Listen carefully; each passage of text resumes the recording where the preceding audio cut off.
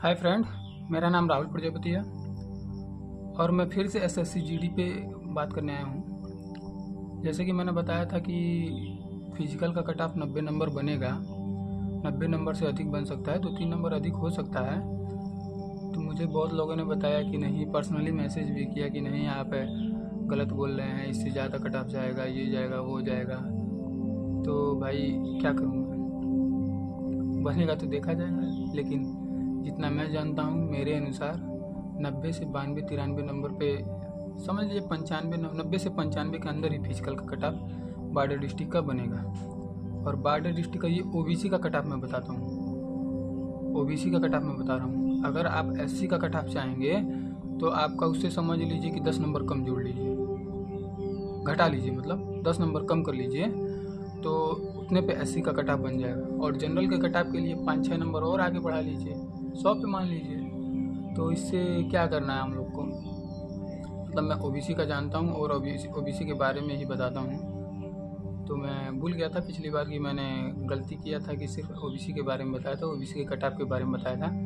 तो मुझे रियलाइज़ हुआ कि मुझे जनरल और एससी के कट ऑफ के बारे में बताना चाहिए। तो मैं बॉर्डर डिस्ट्रिक्ट के कट ऑफ के बारे में बता रहा हूँ। अगर ओबीसी का कट ऑफ 90 से 95 नंबर फिजिकल का जाता है तो 5 नंबर ऐड कर लीजिए जनरल के कट ऑफ में, और 5 या 10 नंबर माइनस कर लीजिए एससी के कट ऑफ में, क्योंकि इससे ज़्यादा फिजिकल कट ऑफ नहीं जा सकता है।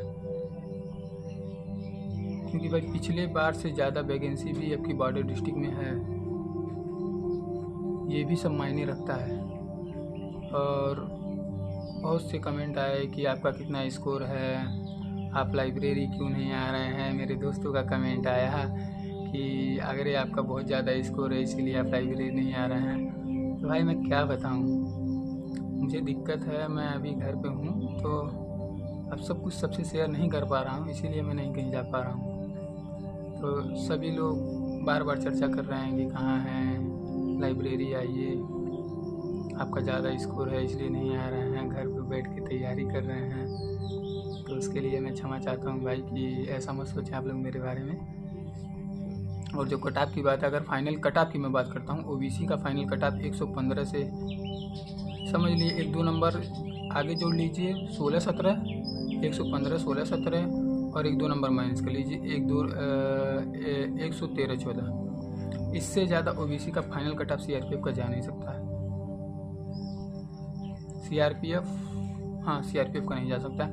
और सीआईएसएफ का माने तो 120 से 122 सीआईएसएफ का कट ऑफ जाएगा। फाइनल कट ऑफ की मैं बात कर रहा हूँ ओबीसी की।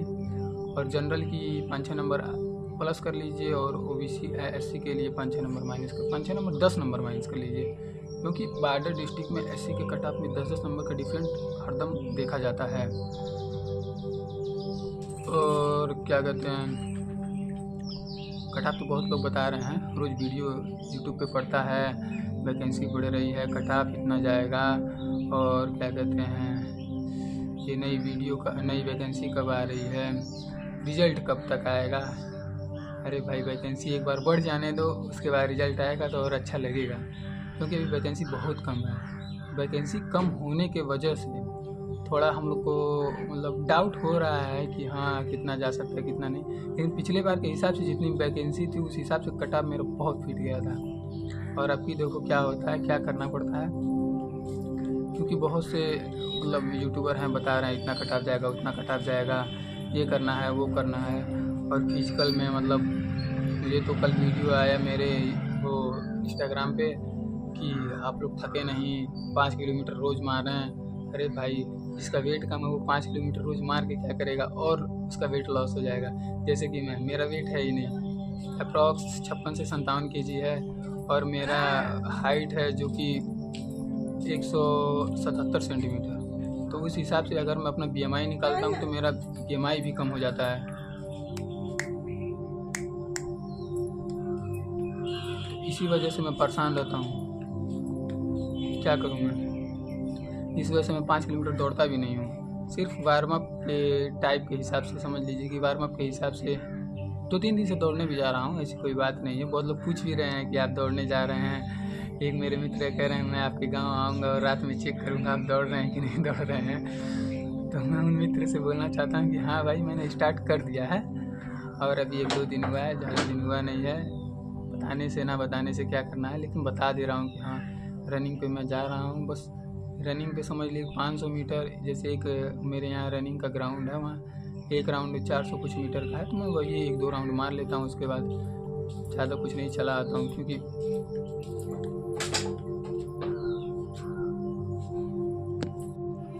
सॉरी दोस्तों, मेरी माताजी आ गई थी, उन्हें पता नहीं था कि मैं क्या कर रहा हूँ। उन्हें लगा मैं किसी से बात कर रहा हूँ, इसलिए वो थोड़ा आने जाने लगी थी, इसलिए वीडियो रोकना पड़ा है। मैंने उनको बोला है कि मैं वीडियो बना रहा हूँ, तो उन्हें ये रियलाइज़ नहीं हुआ कि मैं वीडियो बना रहा हूँ या क्या कर रहा हूँ। शायद गांव में कुछ लोग, मतलब कुछ लोग नहीं, बहुत लोग हैं, जैसे हम लोग की जो पीढ़ी है, पिछली पीढ़ी, उन लोग को पता नहीं चलता कि हम लोग क्या कर रहे हैं, फ़ोन पे क्या देख रहे हैं, क्या कर रहे हैं, ये सब उन लोग को पता नहीं चल पाता है। तो उसके लिए माफ़ी चाहता हूँ। तो मैं कटऑफ पे था, SSCGD बॉर्डर डिस्ट्रिक्ट के कटऑफ पे। तो मैंने जितना भी कटऑफ बताया है उसको आप लोग नोट कर लीजिए, और नोट करने के हिसाब से कि मतलब वो सही बता रहा हूँ मैं, जिसका उतना नंबर है आप लोग लगे रहें। और फिजिकल वाले बच्चे, मैं आप लोग से ये कहना चाहता हूँ कि आप लोग 5 किलोमीटर कंटिन्यू ना दौड़ के 1 किलोमीटर, 2 किलोमीटर, 3 किलोमीटर इस तरह दौड़ते रहें, ताकि जैसे मुझे लगता है एक वीक में अगर 7 दिन होते हैं तो आप लोग 500 मीटर से स्टार्ट करिए। 500 मीटर से स्टार्ट करते करते लास्ट दिन तक 5 किलोमीटर तक दौड़िए, ये और बेहतर रहेगा। क्योंकि अगर बच्चा स्टार्ट कर रहा है तो वो थक भी जाता है, और वो जिसकी पहली बार है वो तो एकदम परेशान हो जाता है, पैर दर्द करता है, किसी को सिन पेन आ जाता है, कोई फ्रिक्शन वाले रोड पे दौड़ता है, कोई कच्ची वाला जो रोड होता है जिसे हम लोग मिट्टी वाला रोड कहते हैं, उस पर दौड़ता है। तो मुझे लगता है मिट्टी वाला जो रोड वो है रोड, वो बहुत बेटर है, क्योंकि उस पर फ्रिक्शन नहीं रहता है और पैर जंप भी करता है, मज़ा आता है दौड़ने में। पिछली बार मैं भी फिजिकल देने जब गया था तो मुझे ग्राउंड में ये कच्चा वाला ही रोड मिला था, तो उस पर मैंने अपना जूता वगैरह निकाल दिया था और मैं वैसे ही दौड़ा था। और पिछली बार मेरा फिजिकल भी नहीं बना था, चोट लग गया था, इस वजह से नहीं बना था। तो मैं किसी तरह परेशान तो बहुत था फिजिकल देने के लिए, लेकिन मैं गया तो फिजिकल भी मेरा निकल गया। 23 मिनट 19 सेकंड लगा था। तो इस हिसाब से मुझे लग रहा था कि हाँ वो कच्चा वाला जो रोड है, अगर मतलब जिसका नहीं बना वो उस पर दौड़ेगा तो उसका हो जाएगा, क्योंकि उस पर फ्रिक्शन कम रहता है और दौड़ने में मज़ा भी आता है। और मैं तो यही कहूँगा, जो बच्चे नए हैं वो अपनी सांस बनाएं। जैसे कि ये ना देखें कि मुझे 5 किलोमीटर दौड़ना है, ये देखें कि मुझे 40 मिनट दौड़ना है, 50 मिनट दौड़ना है। ये मतलब जिनका वेट वगैरह ज़्यादा है उनके लिए मैं बोल रहा हूँ, जिनका वेट हल्का है, मेंटेन है, उनके लिए नहीं। जिनका वेट ज़्यादा है वो लोग मतलब ट्रैक पे रुकने का प्रयास करें ज़्यादा टाइम तक। इससे ये होगा कि सांस बन जाएगा, और जब तक रिजल्ट आएगा तब तक सांस बना रहेगा, तो उन लोग को टाइम खींचने में प्रॉब्लम नहीं होगा। और जिन लोग का टाइम आ रहा है उनके लिए बेस्ट ऑफ लक, क्योंकि बहुत कम लोग होते हैं जो 24 मिनट में मारते हैं। मैं तो पहली बार मारा था, तो मुझे भी विश्वास नहीं है कि अब तो मेरा टाइम, अभी तक तो चेक नहीं किया हूँ कि आएगा कि नहीं आएगा। वैसे आना तो नहीं चाहिए, क्योंकि मैं भी स्टार्ट किया हूँ और स्पीड बहुत धीरे है। तो बहुत से मैं मिलते हैं लोग, तो ग्राउंड में तो बोलते हैं कि कितना टाइम आ रहा है, क्या कर रहे हैं, किस चीज़ का रेस है। तो बताता हूँ तो वो लोग कहते हैं आप तो हल्के हैं, तो आप तो जल्दी दौड़ेंगे, बहुत तेज़ भागेंगे। कहता हूँ भाई हल्का हूँ तो एनर्जी तो होनी चाहिए शरीर में ना, पता नहीं क्यों खाया पिया नहीं लग रहा है। अब कुछ लोग हैं जिनकी मेंटालिटी अच्छी नहीं है, तो वो लोग गलत बोलते रहते हैं, क्या कोई बताए।